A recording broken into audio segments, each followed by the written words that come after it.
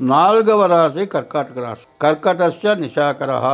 కర్కాటక రాశికి చంద్రుడు అధిపతి. ఎందుకంటే నవగ్రహాల్లో సూర్య చంద్రుడు ప్రధానమైనటువంటి గ్రహాలు. అటువంటి గ్రహాల్లో మరి చంద్రుడు ప్రధానమైన గ్రహం.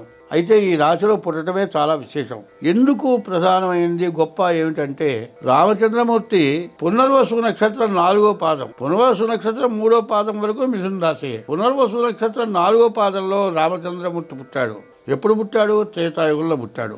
త్రేతాయుగం, ద్వాపరయుగం, కలియుగం. ఇన్ని యుగాల నుంచి కూడా రాముడిని తలవని వాళ్ళు లేరు, రాముడిని పూజించని వాళ్ళు లేరు. కొత్త సంవత్సరం రాగానే సీతా కళ్యాణం చేస్తారు. అదే కాదండి, భారతదేశంలో గాను విదేశాల్లో కూడా, భారతదేశంలో ఇంత చిన్న పల్లెటూరులో అయినా సరే రాముల వారి పట్టం పెట్టి పూజ చేస్తారు. ఆఖరికి గుడి కట్టకపోయినా ఒక చిన్న పందిరేసి దాంట్లో పటం పెట్టి సీతారామ కళ్యాణం చేస్తారు.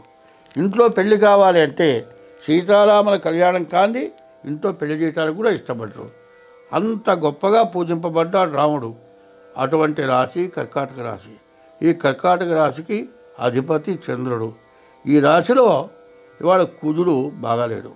ఈ కుజుడు వల్ల కూడా పూర్తిగా నష్టం ఎక్కువగా కనబడుతోంది. అయితే ఈ రాశికి రవి బుధుడు ఇద్దరు కలిసి ఉన్నారు. ఇది బుధాదిత్య యోగం అంటారు. ఇది చాలా మంచి గొప్ప యోగం. ఈ యోగాన్ని మనం అనుసరించాలి అంటే, ఈ బుధాదిత్య యోగం చాలా విశేషమైనటువంటి యోగం. ఈ యోగంలో మీరు వ్యాపారం బాగా సాగుతుంది. ఎందుకంటే రవి బుధుడు కలిసి ఉంటాం కానీ, మరి బుధాదిత్య యోగం గురు చంద్రుడు కలిసి ఉంటాం కానీ, కుజ చంద్రుడు కలిసి ఉంటాం కానీ, ఇవి చాలా విశేషమైనటువంటి యోగాలు. కుజ చంద్రుడు కలిస్తుంటే మరి కుజుడు నీచభంగ రాజయోగం అంటారు. ఇట్లాంటి మంచి యోగాలు ఉన్నాయి. ఈ యోగం ఈ కర్కాటక రాశికి రవి బుధులు కలిసి ఉండటం చాలా విశేషం. ఈ చెప్పేది బాగా అర్థం చేసుకుంటారు కాబట్టి, మీరు జాగ్రత్తగా ప్రవర్తిస్తారు కాబట్టి ఇంత వివరంగా చెప్పా. ఎందుకంటే వినగలిగిన వాళ్ళకి, చేయగలిగిన వాళ్ళకి చెప్పడం చాలా విశేషం. కర్కటస్య నిశాకర.